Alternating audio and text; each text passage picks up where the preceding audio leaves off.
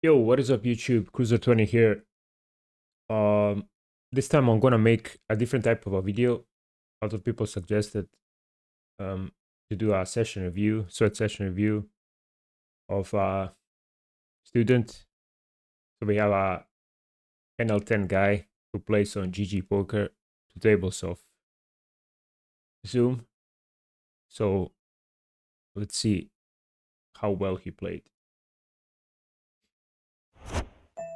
Check. All right, so we can instantly see in the start multi-way against 2.1 open. Uh, I think here my range would probably be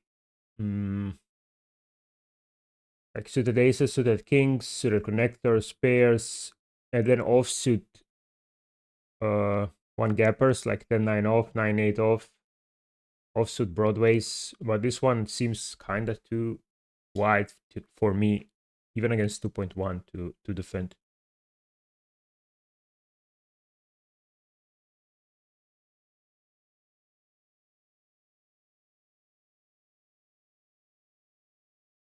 Okay, we're not doing anything multi-way with a hand that can't really improve.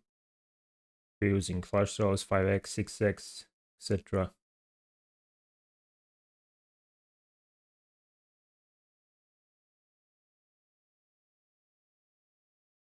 Okay, so I don't really see the point of this bet. This is a board that you have to bet big on, which is a correct size, because but you can't bet like too big, like pot or overbet, because the big blind can have straights and stuff, right? So if you do bet bigger, you filter his range more towards nuts rather than giving him, and you also give him like a easier time with his 8x and 9x versus a big size can already follow flop. But this one, I mean, you do have some redraw with your 8, but I would look to check this one down. Bottom pair with a redraw, like it's not that bad, but I'll be looking to check that type of hands. Right, you missed an open here. The 9 off is open from the button.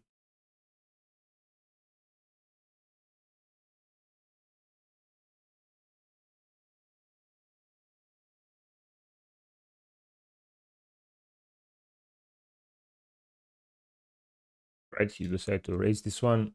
It's fine. And a mixed low frequency versus a guy who will range bet. So I don't hate it. Okay, you face a lead here. I would always look to raise your hand here. Because wait, it was a lead, right? Yeah, he shouldn't really lead on these types of boards. And he's probably recreational because he's like big stack and stuff. So yeah, I would probably look to always raise my hand here. I block some of the 2 pairs, I block set. Let's say he has a queen randomly leads, you can maybe already fold it with a raise here. And like he's probably gonna call you with a jack 10, 10, 9 for one street at least. So you basically you just raise on a bad turn, you can check or you can bet to fold out a jack 10 or queen X, and then you get to see a river for small for yeah for raising the flop. Now it's a tricky spot, right? Because you just called. Now he's saying he has a king when he bets small on the turn as well. Now you have an easy check back. Right, see, threes, some merge bet. Still though, I would always prefer to raise my hand. On the flop versus a, this is how you attack these boards. If the board isn't, if he shouldn't donk on the flops, you always like over raise these spots as a default.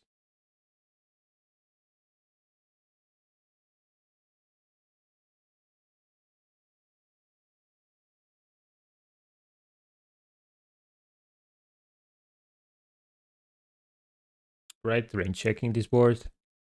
UTG versus button. And just gonna be folding.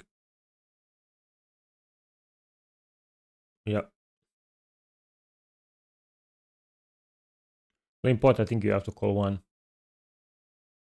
Just because of the implied odds of this, right? He can probably have like any ace, and then if he limps, that probably means he's a recreational, and then you can get more money from his ace X and stuff once you do turn trips or two pair like this. All right, so now, wait, what was his size? Okay. So the guy limps and C bets twice. I would exploitatively look to always donk this river, just so I can get value from ace king, ace queen, and not face further aggression. If he bets again here, then your hand is a bluff catcher. But he bets for half pot. Yeah, he randomly bets. Okay. All right then. I would always look to donk there, just to get called by ace king, ace queen, or lower ace in general. Because flush completes, straight completes, I would expect people always to check back any ace in that spot. So it's a surprise he bet kings there for whatever reason.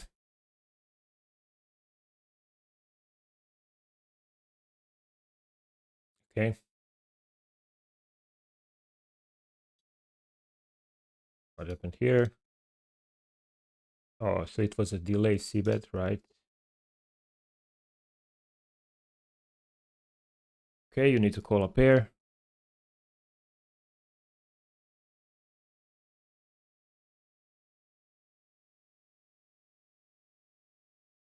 Yeah, on this card, most of his bluffs improve. Like he has to be bluffing some low offsuit club with a high card.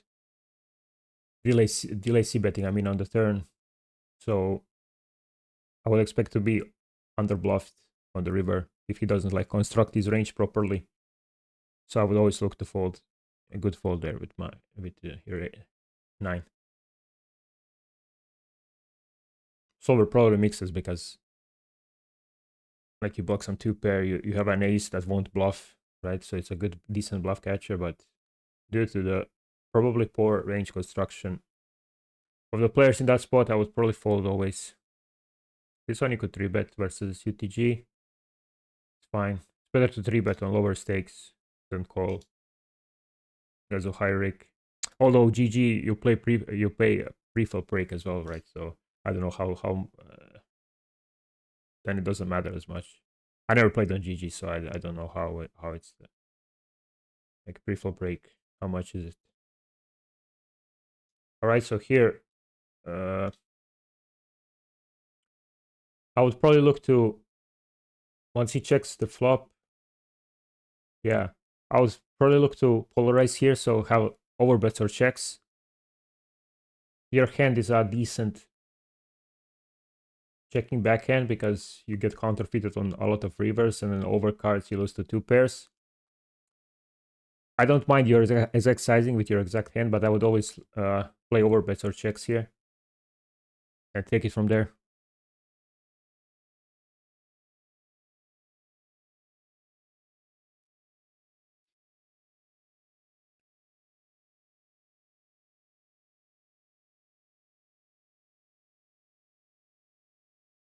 It's a super small sizing. This is close.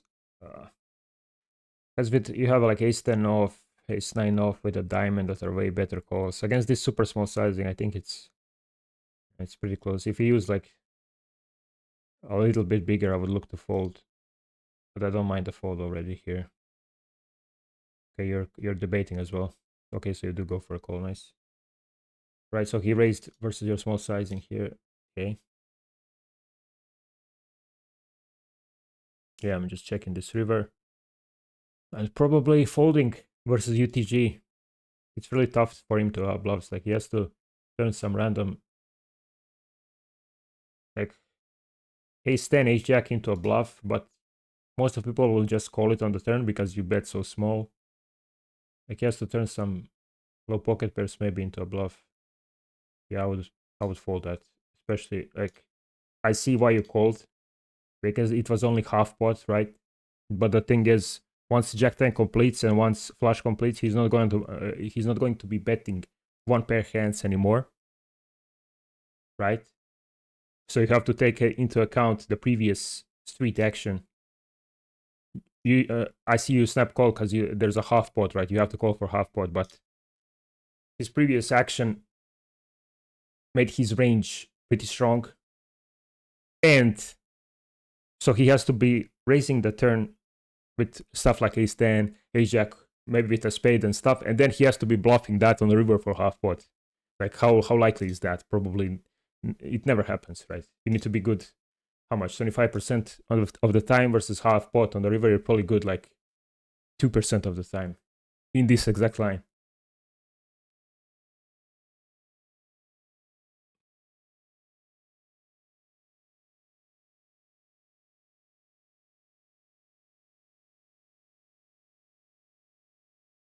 All right, you check it down with ace queen here.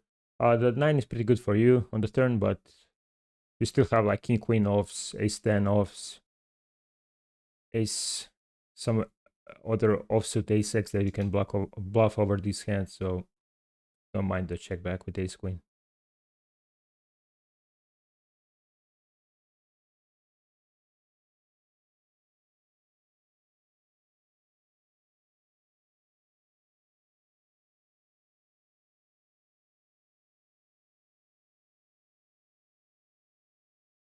All right, I don't like your sizing here because from the big blind you're supposed to be really polar, and you want as much as full equity as you can get when the button opens. So I would probably go. I would follow the GTO wizard ranges and go like 13 BB versus 2.5x. This is such a good price. I expect zero folds here, unless he has like king 7 off. You know, I expect like 10% folds here versus this size. Nice, you do get it this time. I would look to, yeah, but I would look to always size up for the big blind. Because your trashy hands get more fold equity and your top hands get to build a pot, right? So that's why it's good to size up when you're polar, when you have a polar range in 3-bet preflop. Although again in GG, I just remembered like GG preflop rake, fold equity is not. I would assume it's not that important if you pay also preflop rake. So maybe you can, but still like 9 is too small. Maybe you can go like 11 if you don't want to go 13. This one against 2.5x, I would mostly play 3 bets. If you open 2x, I could develop some flats, but you're a bit deeper as well, so yeah, sure. I don't mind the flat. Right, again, a smaller size on a board that prefers bigger size, I believe, because there's flush draws, there's a lot of gut shots. If it was like queen 5 deuce, you could go for a small size. Queen 8 deuce, probably bigger. And then if you're playing a bigger strat, then your hand doesn't want to bet. But I guess you're like playing range C bet on most of the boards, which is a fine strat if the big blind won't check raise enough. Alright, so I don't like this size on the turn. It's basically like your hand strength size. You can easily get people can really easily notice what you're doing because you're supposed to like bet B75 here as well, at least. I see why you're doing it because you're trying to fold out hearts, or actually hearts never fold versus that size. You're trying to fold like 9 10, jack 10, like king 10 off, ace 10 off, if I would assume. That's why you're doing it, but I would either bet bigger or just check back.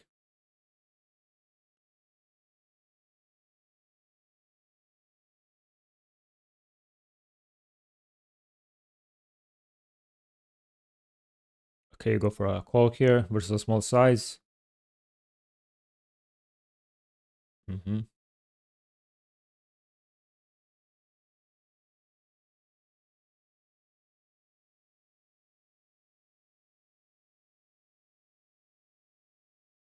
Yeah.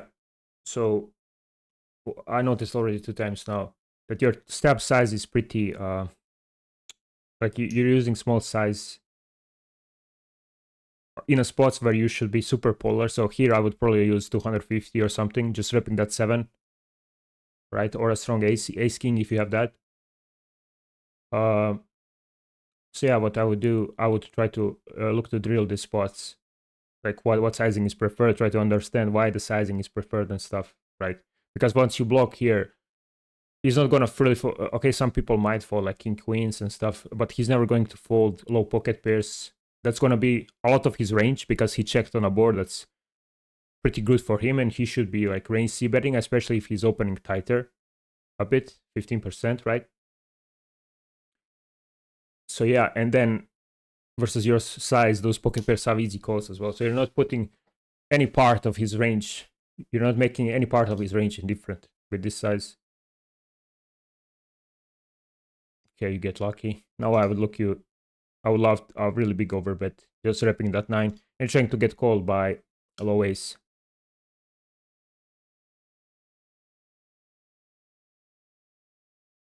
All right, you can probably even go bigger. Yeah.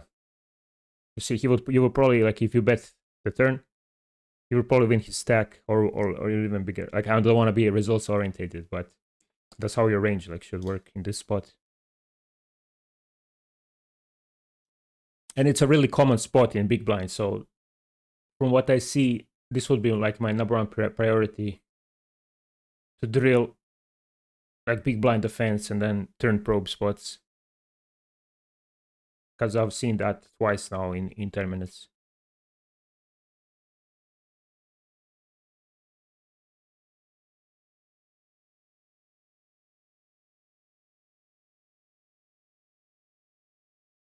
Right here on the 9 turn, your hand is probably strong enough exploitative block.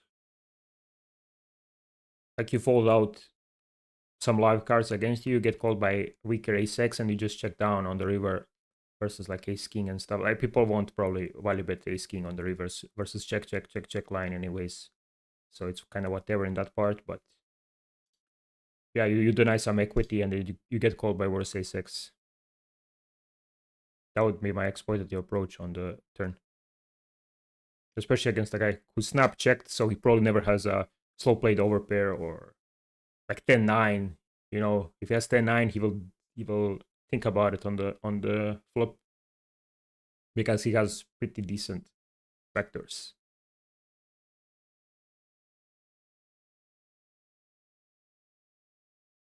Again, same pattern here. We see third time now that you're using small bets. When you're probing on ace high boards, you should go bigger, and I would probably look to check down my hand pretty often on the turn. And then look to bet like pocket threes, queen 10. I was played, yeah, I would go for a block here. Really small block to get called by king queen, to get called by lower ace-x. Probably too big, but yeah, nice, you got it.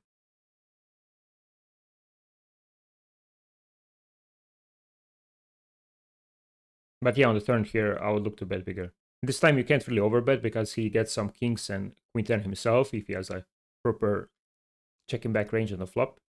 So you can go like b75, the biggest, I believe, but still though, I would use that size over the small size. Okay, pocket fours here, use call the small blind. It went check, so this is the spot you could probably block. It will outperform check in practice because like once he does get a queen and doesn't bet, his range is probably ace highs mostly.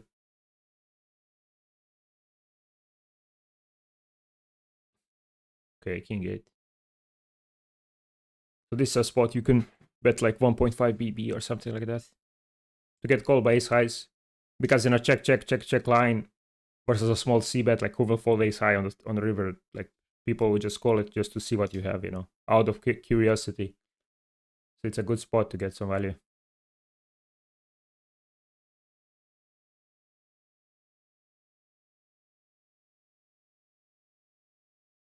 Can even go like bigger if you think his range is only ace highs.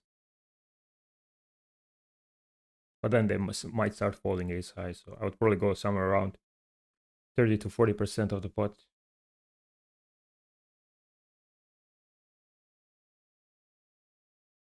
Right, so you folded queen 9 against 11 BB. Against 12 BB, it's a mix, but 11 BB, maybe you could start calling, even though like on lower stakes, people are probably going to be under 3 betting. So yeah, at the end, folding is probably better.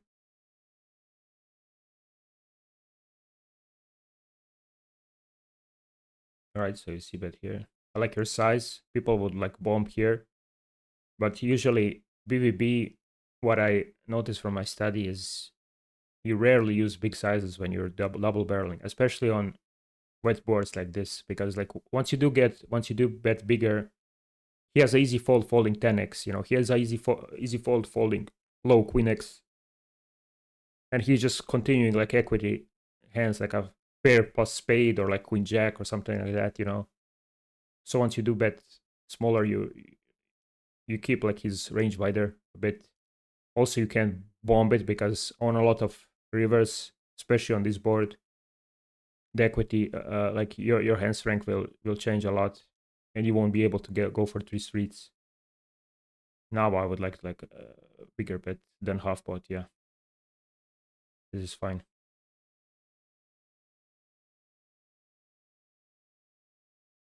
Yeah, now I'm falling here. I'm folding here and I'm just calling like boats in my spot. You do have plenty of stuff. You also have some flushes as well. Like he has to be 19 VPIP guy on a 10 and now he has to turn something like, I don't know, 10x into a bluff where he blocks your boats. It's pretty like hard. Maybe a6 of spades, but I don't think a6 is a good bluff in this spot because you would have some boats. It's probably better to block the boats himself. Like if he has something like 10 jack with jack of spades, something like that. I don't know. But yeah, if you ask me, I would think this is underbluffed. 19 VPIP guy on 10NL versus triple barrel on a paired flush river. I would really easy fold this one.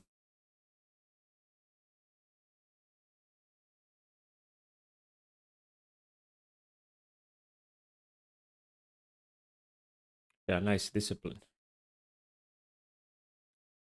All right, so this is a pretty loose open. Jack 3. Don't know what's your reasoning for it, but even if there was a fish here, like it's a pretty bad hand. Play post.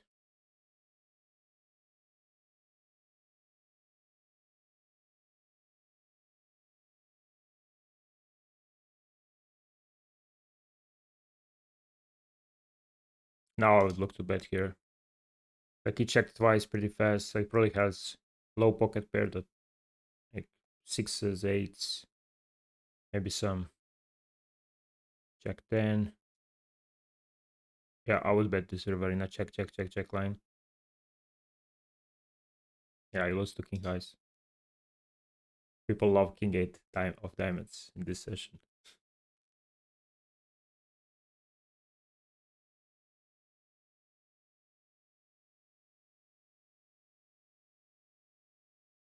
But yeah, you missed the bluff on the river there.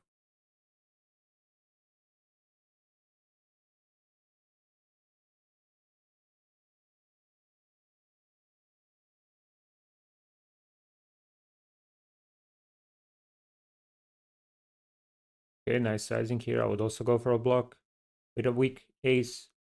Once you delay c-bet, like most of his range is going to be like when he checks back, either broadways that didn't stab or low pocket pairs, low ace-x, and against that range, you just want to go smaller because low pocket pairs will probably fold against 75%. And you also have some hands that want protection, like pocket tens. Maybe you can go for a small delay.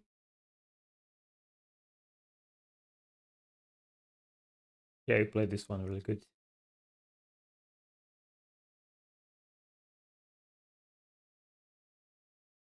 Right, so this is a spot in 3-bet pot where you can go half pot compared to the Jack 10 board where you used half pot. So let's see what you use here.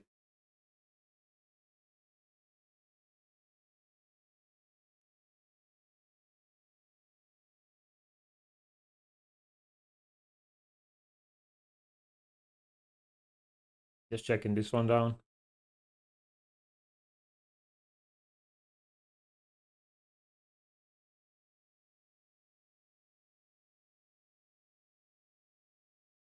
Nice, you go for half pot.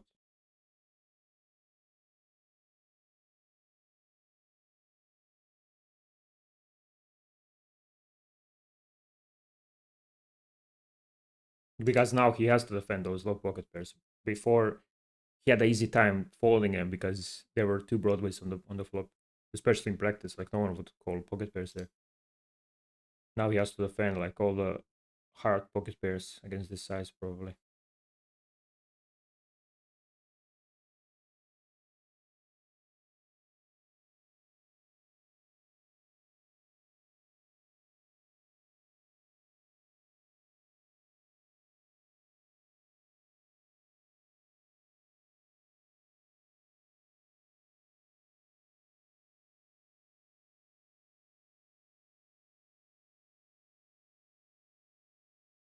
Okay, curious to see what you do here.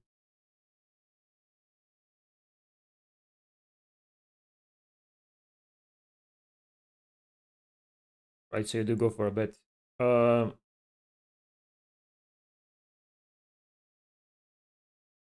Without a club, I guess you can go for a low frequency bet, but the thing is, you don't want to get check shot with this hand. You don't block the flushes that will check shove. Some of his tens improve, Jack 10 improves. If he has fives and fours, people really like to slow play against bigger sizings on the flop, so he might have that as well. Um, and yeah, versus that range, he will be shoving. If he has those hands in his range, he will be shoving a lot, and then you're just folding out your open ender with overcards, which has a lot of equity. Uh, let's say you have 9-8 suited in this spot. I will always check that because then you block the nines and eights that will auto fold for his shoes. This one is okay to bet, but again, I would if I want to bet a combo with king queen, it would probably be with a club. That way I don't. That way I don't block the out ace queen or king queen shoves with a club that he has himself, right?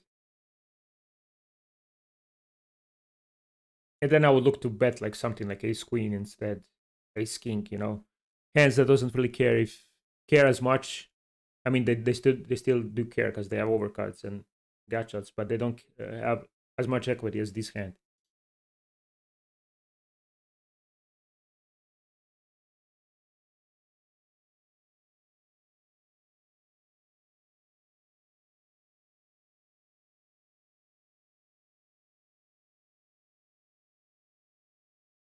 Okay, he doesn't shove, nice.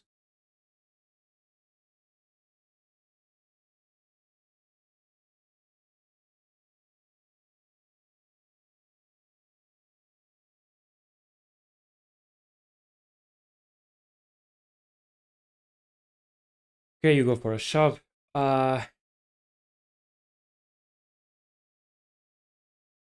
So what's his range at this point? He called twice. You're gonna have mostly a jack, some hearts, which you do block. 10x of hearts. Mm, I know, like it's a you need to have bluffs in these spots, but when people call twice versus big C bets, I don't think they're gonna have like a proper range arriving to the river, so they're probably going to be like more heavy on Jack X and some of the slow plays as well. And you do block one of his main draws that doesn't raise the flop or the turn if he's more passive guy. So you block the auto folds by the river. What else? You block queens, which is a plus for you, but it's jack and queen, it's king. Mm. I know it's like you need to have bluffs on the river, but how I approach these spots in 3-bet pots, Yeah, I would look to give up this one. Not gonna lie. Just because, especially against 17 VPIP guy, he's not gonna have pocket pairs mixing the turn like he should be. He's not gonna have like 5-6 and stuff that often.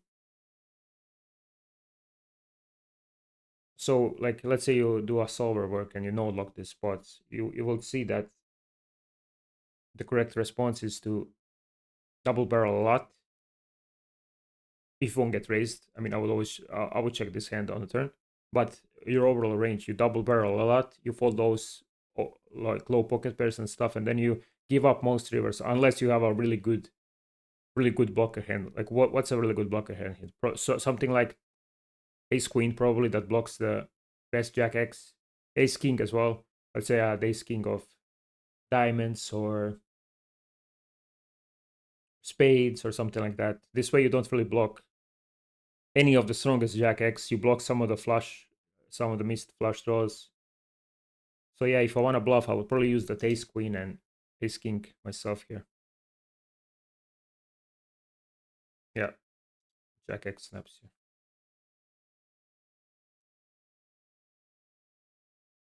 And never bluffing because you can't win on the river and your hand is like decent. But I would really look to, when I'm studying, I would really look to take a look at my range in this spot and take a look at perceived range in villain spots as well. Right, once they do call turn, take a look at his turn response, what he's supposed to continue. Like, do you think it's realistic? Do you think it's non-realistic? How does that make your river decision? How does that influence your river decision? Do you want to bet? Do you want to bluff more? Do you want to bluff less because of his turn overcall slash undercall, etc., etc.? But yeah, on the river, I'm just bluffing the best Jack X blockers that don't, and that also don't bluff the most obvious flush draws with hearts, right?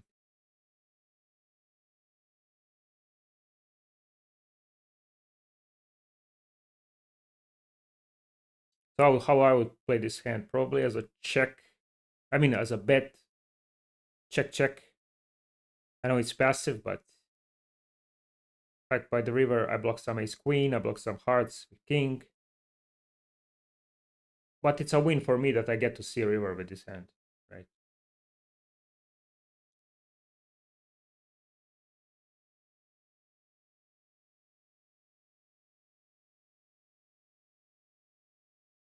Okay, against half pot, you have to call one more. Queen deuce.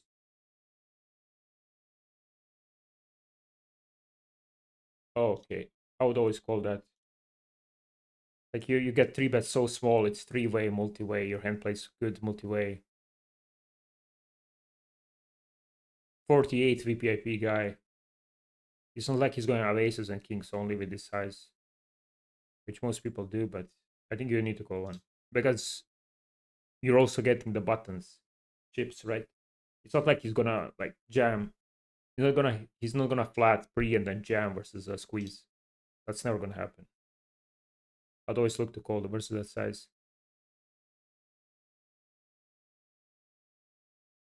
I'll be looking to check my hand here always. BBB. Your overall range has to check like 60% frequency. You have to be really defensive from the small blind. BBB. And I'm just looking to check all my hand most of the times here. If you do want to merge bet, probably use like 8-9 instead, where you do block some of his two pairs and stuff. That will raise you. Okay, go for a check now. Easy call. For this size.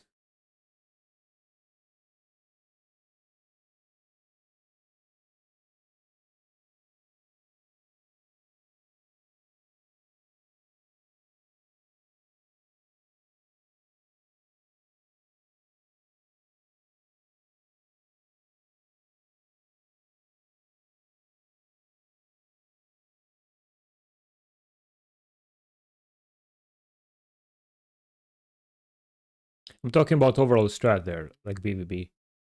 Sure, if you think the guy will never raise, if you think he's really passive, then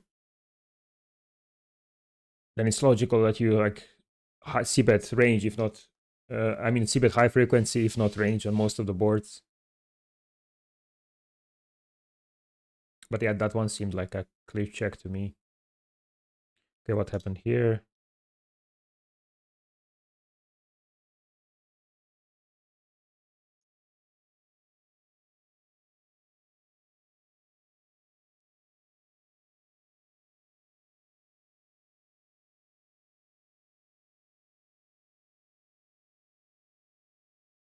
Snap check on the turn by him. I think when people snap check, they're probably gonna be like mostly showdown driven. It's not like he's going to be reopening, even though this river is a really good card. I can see why you checked. But even if he has a jack, nah, I don't think he's gonna like thin value bet. So it might be good to check and then bluff catch, but he's never gonna value bet a jack, maybe ace x. I would still look to bet myself just because of his snap turn check. I would think he's more showdown driven, like to a love pocket pair or king queen or something like that. And that will never reopen the river, right? So you have to bet yourself. I would probably bet like 75% here.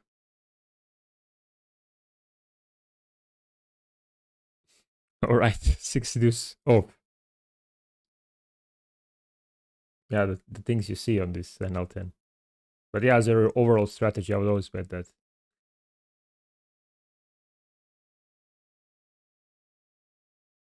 And then if I want a bluff catch, I would probably use low pocket pairs that I call the flop with. I would probably use Jack X of diamonds because now I block his checkbacks, right? If you want reopen a jack, that means more of his range will be bluffs, you know. But with this hand, it's pretty like strong hand. I'm not gonna say it's your top range, but it's close to that, like good ace.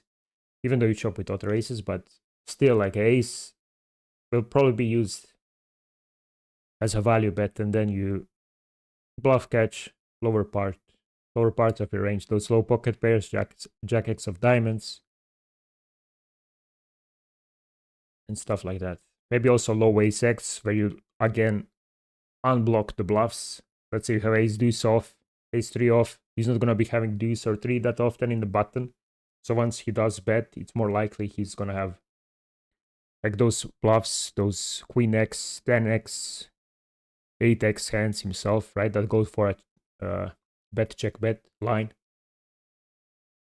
A bit advanced, but you get the picture if you think about it a bit. What hand types you want to bet yourself and what hand types you want to check call.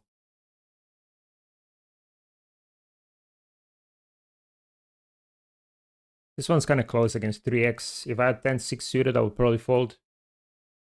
You just want to call like high suited hands, then suited connectors, broadways, pocket pairs. This hand doesn't really play that well multi-way. It's too gapped, and the flush draw isn't that good.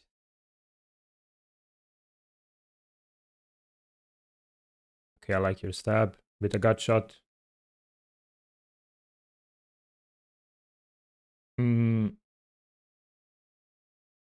I think I would follow through here. You unblock the... Actually, never mind, the flush is already on board. 6 He flatted a small blind, so what's his range? Probably like broadways with a diamond as well in it, but the thing is he will probably bet himself with those types of hands, three-way, once it goes check, check, check on the flop. So I would think his range is probably like low pocket pairs and made hands. And I don't know how often would you make those hands fold if you do bet here.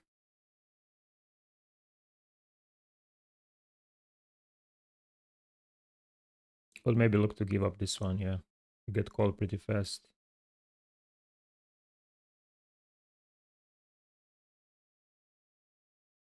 I like your turn bet, but And this card, some of his 5x, some of his pocket fives, improve.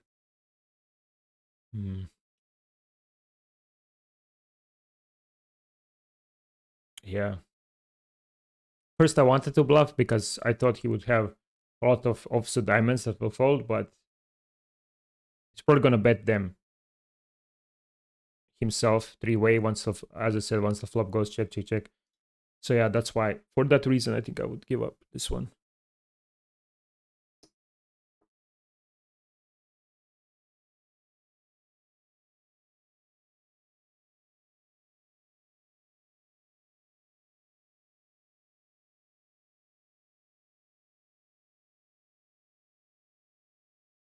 Right, so small blind range. If it was against big blind, you have to size up a bit because big blind is gonna have a lot of ace-x offsuit as well, 10x and stuff. But small blind range is gonna be like better cards, like Broadway, slow pocket pairs and stuff. Right, you get check raised here. It's a really tough spot with 15 VPIP guy. Mm. Mm. Yeah. Maybe with King of Hearts, especially, I would probably look to call one, but I'm not loving it against the big size as well. I would rather call stuff that can improve, like hearts 8-9, gut shots with a heart, like king queen off with a heart and stuff, right? Rather than these bluff catchery types of hands. Okay, so you already wanted to fold, which is good, which is I would also do. But then, yeah, having king of hearts looks decent enough to continue. Looks like on the verge of continuing. Now you have an easy fold, I believe. Again, I'm calling those hearts. And now, if you do peel stuff like ace jack with a heart or ace nine, those hands are way better calls now because they have a gut shot. So it's again all about manipulating your range, knowing what your range is and like what hands have better equity, etc., etc. How you can improve, rather than what most people do is just call based on absolute hand strength. Right, so that's what happened here. Small blind flat. Okay.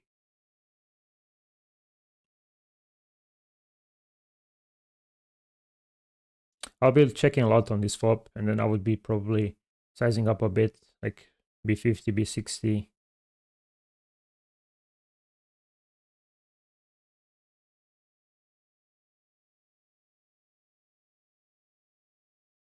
And then on the turn, I would also size up because he's going to have a lot of stuff like sixes, 10x, clubs, pair plus draw like 10-9 and stuff. And now you can't value bet anymore, I believe. You lose to some like 10x versus triple barrel. Actually, pocket tens, yeah, pocket jacks if you want to 3-bet that pre-flop.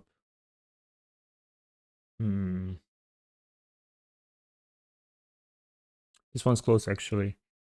10x. I'm trying to think like what's your bottom value range here. Is it nines? But with 9 you also block some top pairs. So 8 is better in that regard.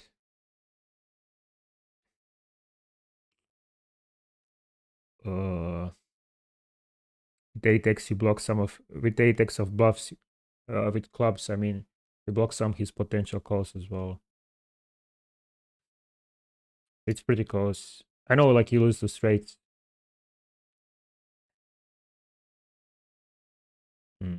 Jack 8. I was debating that he flat jacks pre-flop. If he does, then your hand is a value bet. Against the triple barrel, like he's gonna have jacks a lot if he does flat that. Then some people also might lead 10x on the river.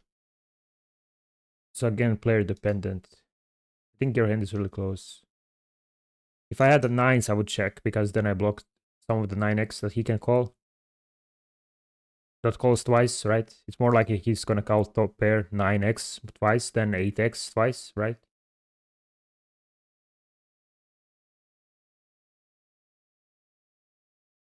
But in that spot, you have like Jack 10, you have 10x yourself on the river. If you are overpaired, that's an easy check, because now you do block some of his top pairs with that king, with that queen kickers, right? And then you unblock the 2 pairs, like 8-9 suited, which you do block with 8s and 9s, but it's close. I think I would bet maybe in the end. Exploitative, like smaller sizing, maybe like 60% of the pot, 50%.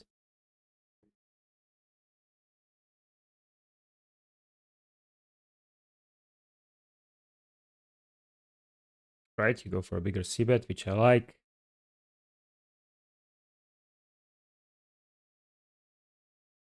Now you wanna super big. You heuristic on super bigs. Yeah, I don't like your size here. Heuristic for super bigs are you have to go somewhere between like 1.5 to 2x overbet pot, because he's not gonna improve on this hand, and your overpairs in your ace queen is still worth those big bets. This one specifically, I like to attack these spots personally in my game. I mean, it can be a check, but if you do overbet it, you fold out stuff like Jack 9, Jack 8, King Jack maybe calls, depending on the player. You fold out 5x, you fold out 10x. You get called by ace high flush draws, ace high hearts. You get called by 2x flush draws, which you dominate. Right, so it's a pretty nice candidate to overbet the turn.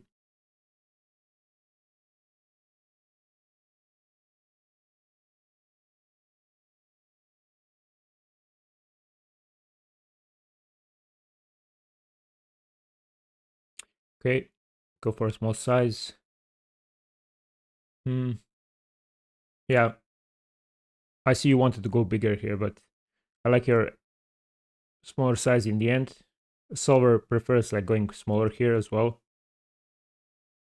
because 3 and 5 is not really going to he's not gonna continue connect with this board that much.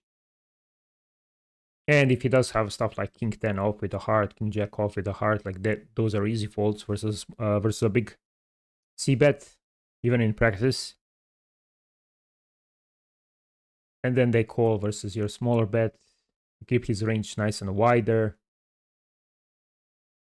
Yeah, again, heuristic, like 1 over card and 2 low cards. You don't want to go too big, even though I see other people go really big because it's a flush draw. You know, they can have maybe ace deuce, ace 4. But I think solver prefers like 40% on these types of boards from the cutoff. If you're ETG, it probably goes like 25%.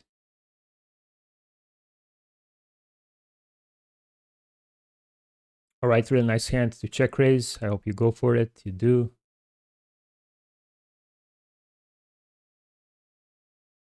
Nice. Again, you're auto folding these hands. I know this is a fold in theory when open, but the guy's a short stacker here. Means he probably won't be 3-betting you enough. Means your open goes higher in EV. And the most money you win, guys, is always going to be by stealing the blinds, right? That, let's say you open button, like you win 1 BB, you win 0.5 BB, that's 150 BB per 100. Now that win rate is huge compared to like other aspects of the game. So this is always going to be your highest win rate, and that's why it's important to open wider in spots that allows you to open wider.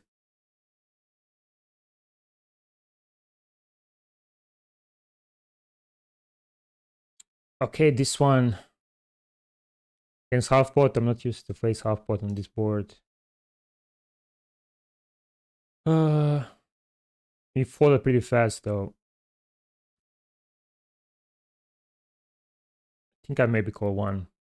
But ace 10 I would fold probably. Ace queen, if I have that low frequency pre, would be a call. Half pot is tough to face. I'm also not really studied against half pot on these types of boards. I'm just trying to figure out like what's a better continue. If like queen jack with a spade, queen 10 off with a spade is a better continue than this one. Hmm. I need to check this one myself, actually. I would call versus half pot here.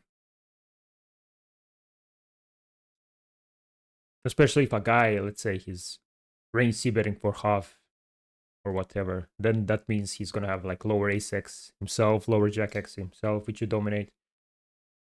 And if he c bets high frequency, he's naturally going to be checking the turns a lot. So you get to realize equity, you get to see reverse. You win against his ace tens, lower ace x, what I already said.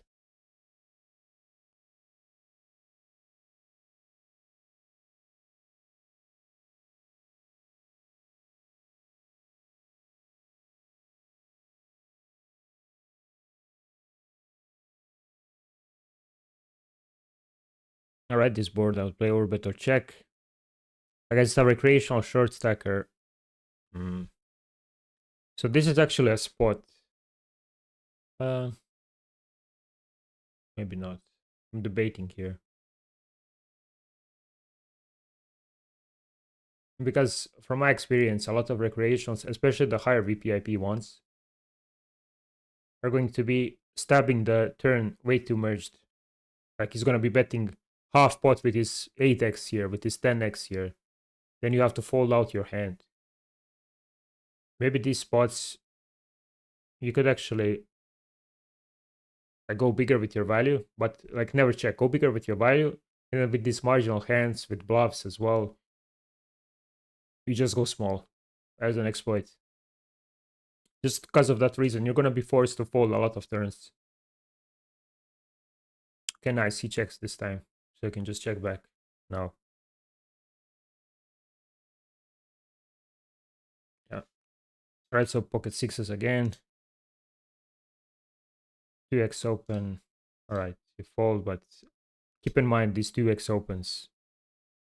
You will see if you check the ranges, you will see in small blind versus 2x opens, all the almost all the pocket pairs are higher EV than just folding versus 2x opens, right? And that means that's included with a big blind that will squeeze a lot and call a lot, which won't really happen in these games, I would assume. So that makes your hand even go higher in EV.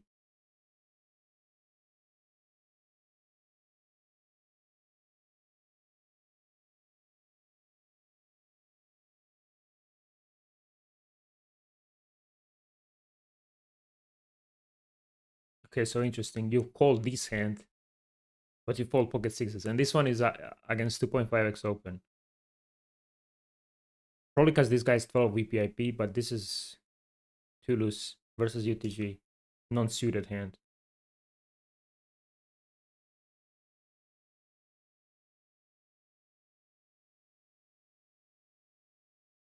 Okay, this is one of the boards of you check.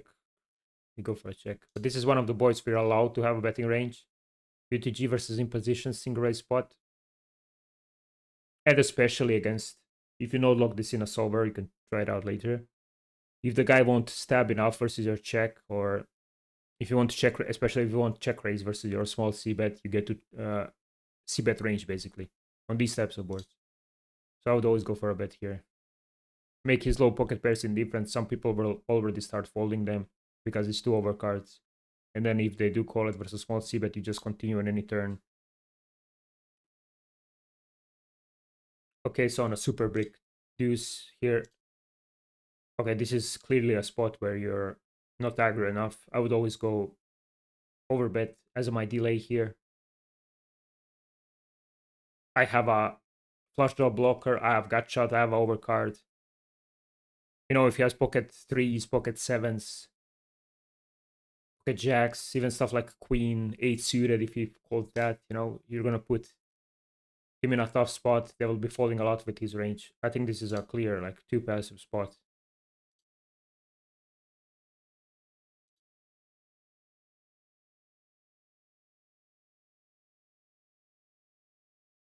There you go. In all of these spots where I'm telling you that you're too passive, you somehow manage to win. Because The people who check back are even more passive than you. Okay, what happened here?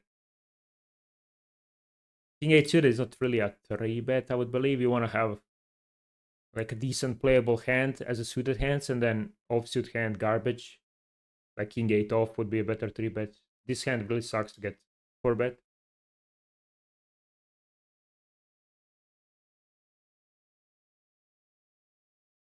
Right, you go for a small c-bet and unwind it, but you gotta keep in mind that BVB, like you're if you're playing correct range, it should be like 16% 3-betting range, and it's gonna contain a lot of like those offsuit garbage hands that you can't really c-bet range on most of the boards.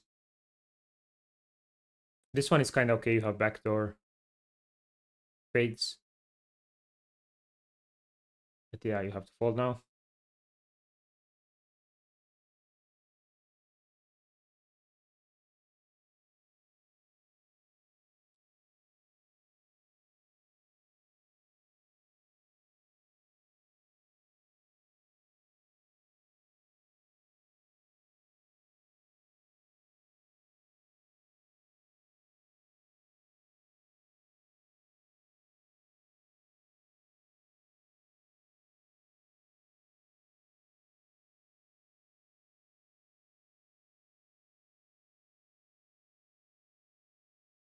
Pretty big size here, 3-way. I like your size with 7-4. That's the size you should be using multi-way.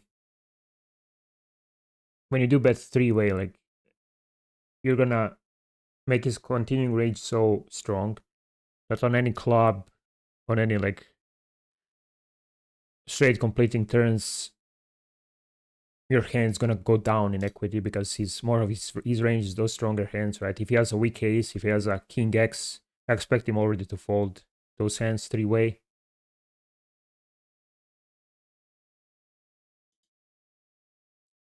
Okay, versus a small c-bet. I mean, versus a small block, you have to call always. Nice.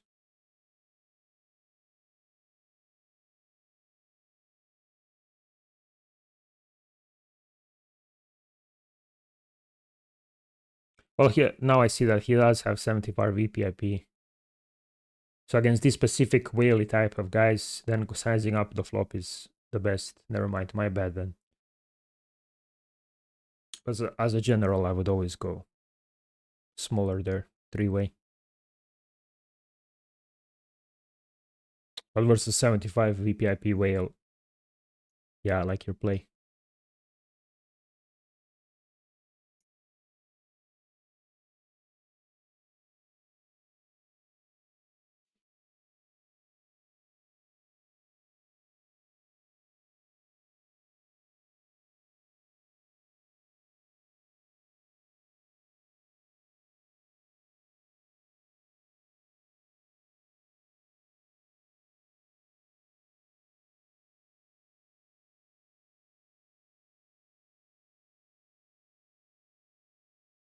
Alright, I'll be always folding this hand. Against the UTG 4-bet, like he has to, in Theory land, he has to have some pocket 10s, pocket 9s, ace 5 suited, ace queen off, 4 bets, right? And he's supposed to be using really small size. And versus that strategy, your hand is probably call always, or maybe indifferent. Maybe jacks and tens are indifferent, and then lower pocket pairs are calls, because with jacks and tens you block some of his bluffs. This is theory range, right? But in practice, he's probably gonna be under 4 betting from UTG, if I had to say, and he's using a bigger size. So based on that, I would always fold your hand pre. Don't worry about it, just fold. All right, you go for a call this time. If it's a small c bet, the thing is, queen is really good for him because he's gonna have ace queen off a lot, which you won't. So I might already fold the flop because of that. But yeah, you got yourself in a tricky spot now. But he checks the turn, so I think you're a good way. You're your hand is good here.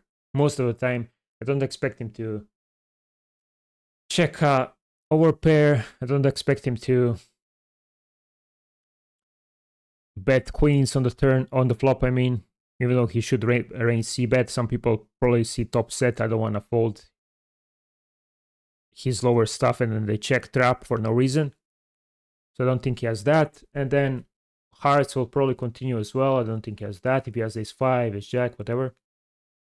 I don't mind you going for a super exploitative small block here, trying to get called by ace-king. Or stuff like ace-10 if he has that. I think checking would be a big mistake, yeah, based on that.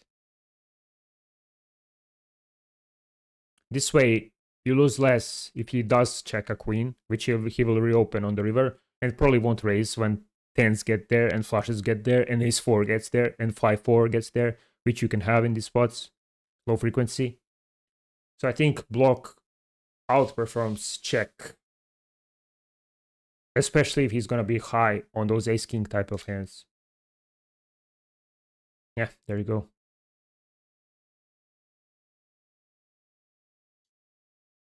Like 10% block, 8 BBs. People usually, the 10% is really good in practice from my experience, because people usually, there are a lot of spots in 3-bet pots, 4-bet pots when you go for 10% on the river, and then you make like some of his hands indifferent, like some pairs or ace-kings indifferent. But from my experience, I never made any of those hands indifferent. So when I go for 10%, they always call me because they want to see what I have most of the time.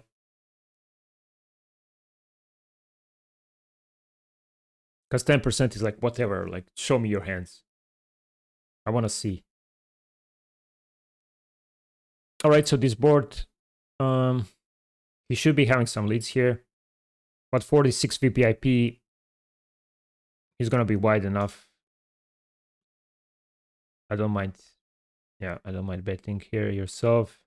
Top set, you're just, yeah, just piling the money against big VPIP guy.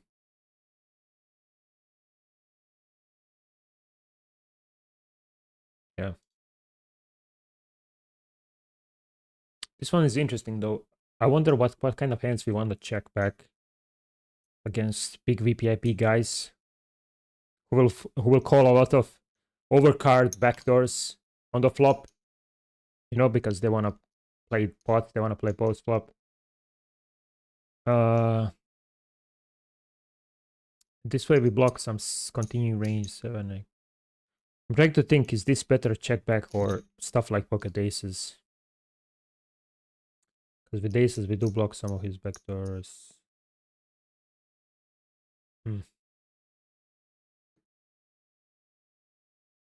Another spot to think about.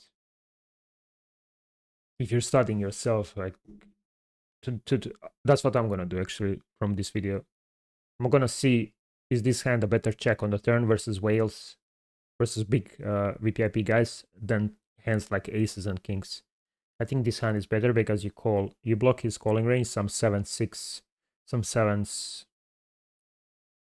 and then you unblock his folding range. So if he does have like those ace 10s, king queens, he will always fold them on the turn, and then you might get more money from them on the river once he does bluff them, if he will bluff. It's hard to say here on GG because you don't have a HUD, but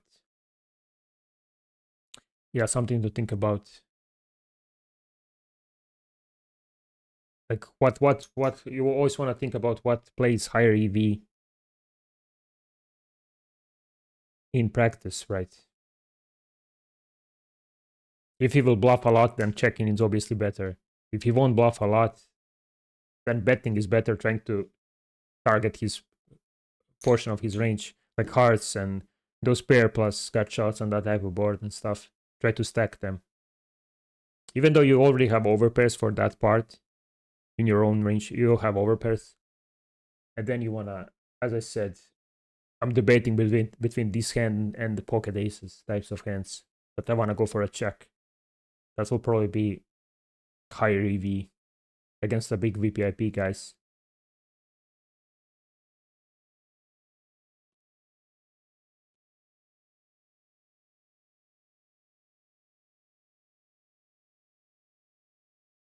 All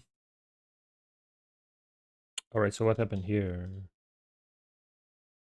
This sizing is way too big for a check raise. The heuristic for paired boards is you want to go super small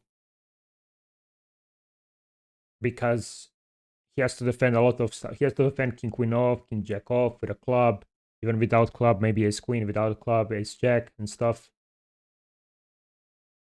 Because this board is going to be better for you, you're going to have a lot of more 5x.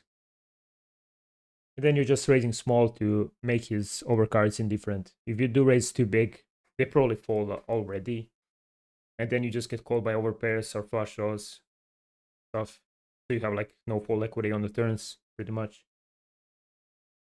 This is way too big size. I always raise like 33%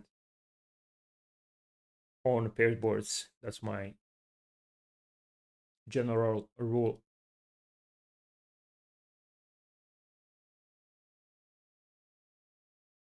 Yeah, interesting. 3-bet from him. Especially against your big size. I don't think he should have any 3-bets.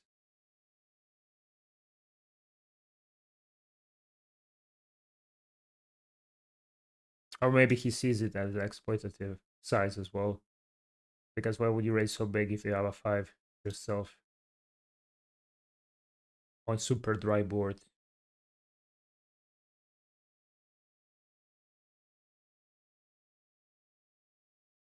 Right, so this one, I don't mind this as a part of equilibrium strategy. I also do it.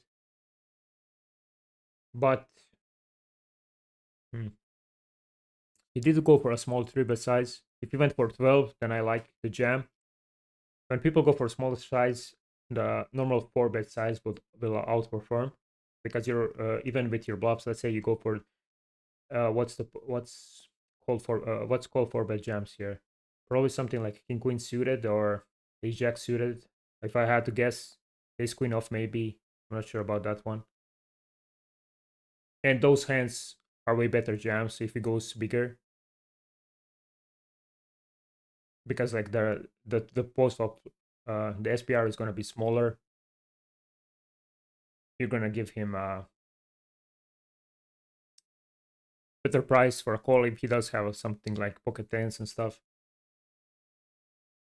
But this one against smaller 3-bets, you can actually go for a normal call 4-bet size, like 21 BBs here. Would be good. Would be my play. Keep his range wider.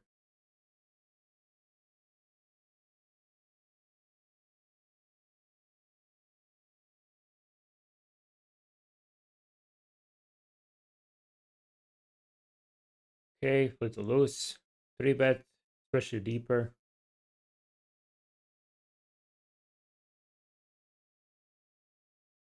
Okay, so what happened here is then check, check, check, check. Okay. Okay. You went for exploitative small c-bet, which is fine if he always calls 6s, 7s, 8s, and yeah, nice one. You got extra value there. That was a good play.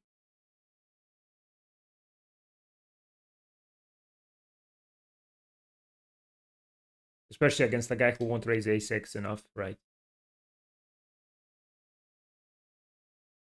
And just calls them because he's afraid you have bolts in that spot or whatever was the board. Yeah.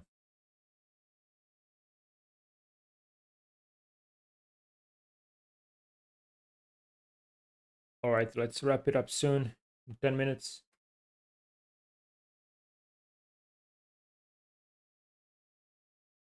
It's been going on for almost 2 hours recording because we're talking about a lot of spots. So I'm probably gonna edit it. I have to put it in a 30-minute or 40-minute video. It's gonna be challenging a bit, but I'll try to include all the good spots. Okay, so 100 VPIP guy goes for a small 3-bet. Yeah, I like your jam. 40 BPs, 100 VPIP. I don't know how much. Do you even have samples on GG? How many hands people have, or you just have like a normal VPIP? stat only. I'm not sure. But 40 VPIP, I mean 40 BBs, it's whatever, just go all in.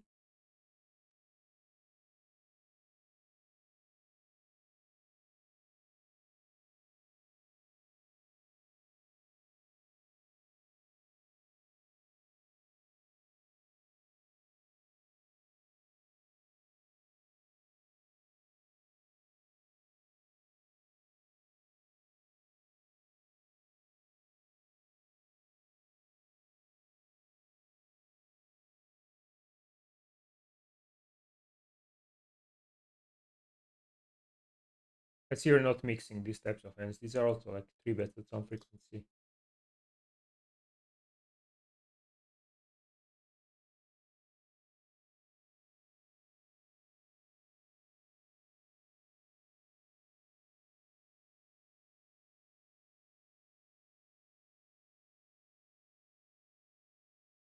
Yep, always calling that one. It's your best ace. Don't really have better continues on this specific board.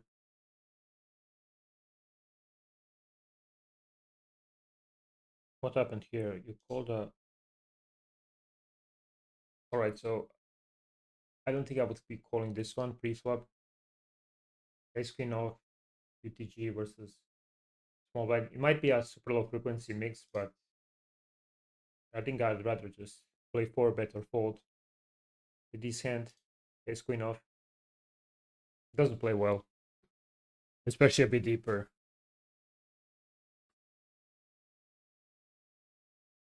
And now we have to call one on this board with diamonds. With queen of diamonds, you have some playability on diamond turns.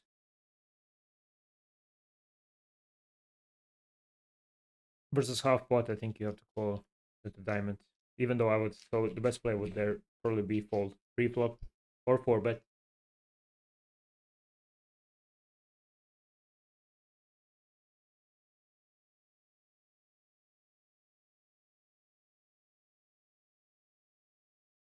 Especially if the guy range C bets king high boards, which most people do. Even these days, they use half pot range C bets on them. And versus that, your ace queen is like easy call with a diamond.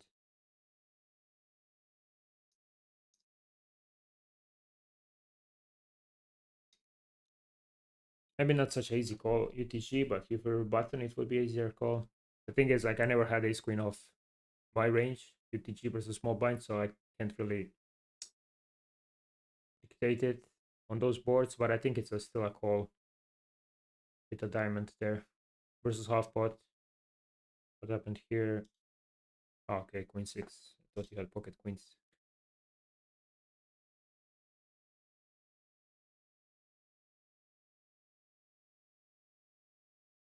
Okay, I'd go like B75 here. There's a lot of gut shots available for the BB.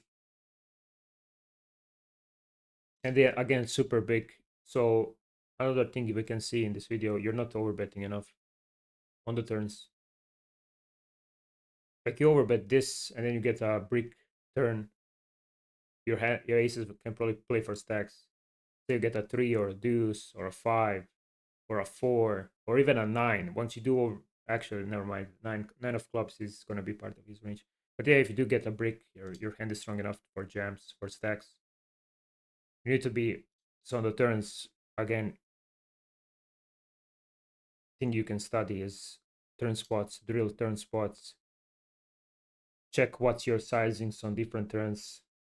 The heuristic for super bricks is, as I already said in the earlier in the video, it's to go like 2x spot or 1.5x spot at least.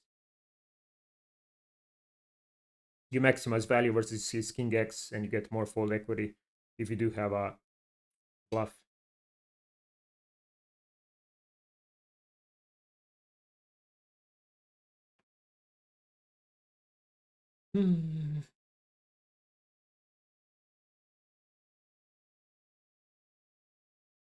Right, you called here pretty fast. I don't like that.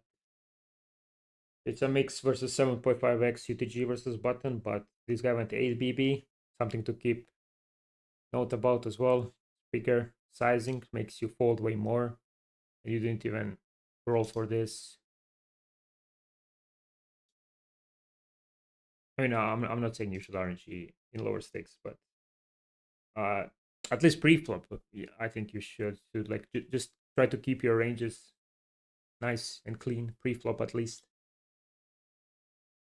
But yeah, against 8 VP, 16 VPIP guy, I'm always folding my hand. I think it's a losing call. It's indifferent in theory, but I mean, there's a lot of factors that can make it a winning call or losing call. Like if you win us, if you like hit a set and your stack is overpaired, that's a plus. If he's tight enough, you call one and then he checks down his ace kings on multiple boards. That's also a plus, what makes you call it more pre-flop. But there's a lot of factors.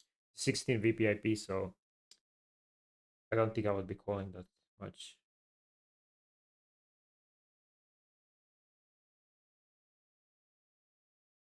This is not a board you should be range C betting because you do have some like you have more ace four off. You have like five deuce suited. You have some diamonds. This is a spot I would be attacking a lot. Yeah. Again, too big size. But this is you can apply this heuristic same as the paired boards. You just go small. You go 30. Your raise size should be like 33% on these boards. You don't want to. You don't need to risk that much. If he has king queen of spades, you know he range c bets. He's always gonna fold that hand.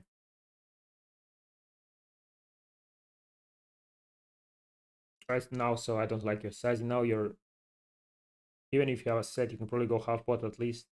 I don't think you can go too big because then his ace x starts to fold and stuff. But I think I would go half pot here, somewhere around b50, b60.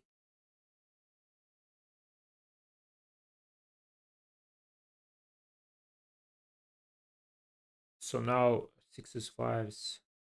He's gonna have some. This one is tough to navigate now because A, he's tighter pre-flop, 16 VPIP. B, you bet so small on the turn, so he's probably continuing all ace x, even the ones without the diamond. So that makes you have more fold equity on the river. Uh, Also, he's probably going to continue all the low pocket pairs if he bets them on the flop because of your turn size. Also, more fold equity there. Based on that, I think I would look to, and he's, as I said, 65 PPIP, so probably tighter in general, even post. So I would look to be like bluffing this one for B65 or B75, somewhere in that area.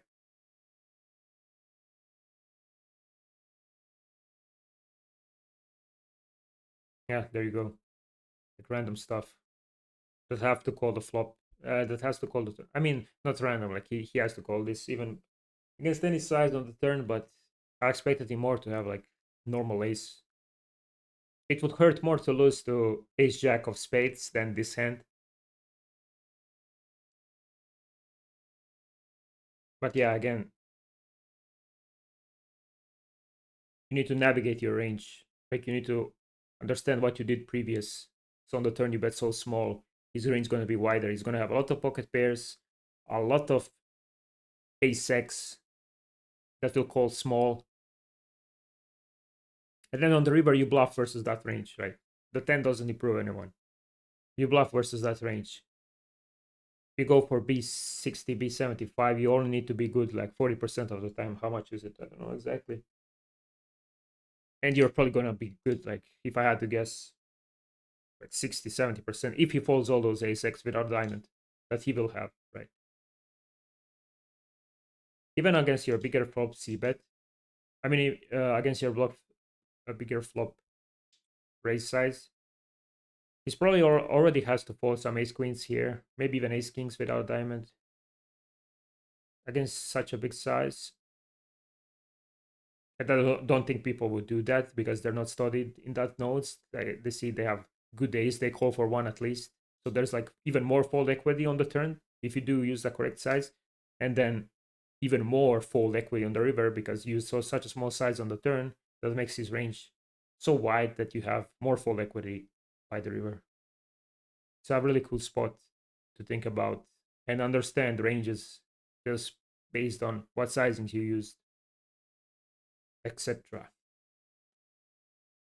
So nice hand to end the video. We're at the end now.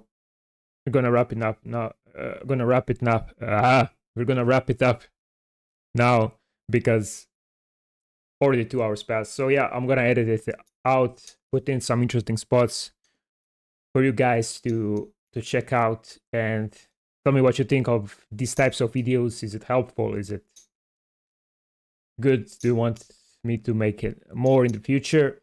And yeah, so that was it for this type of video. And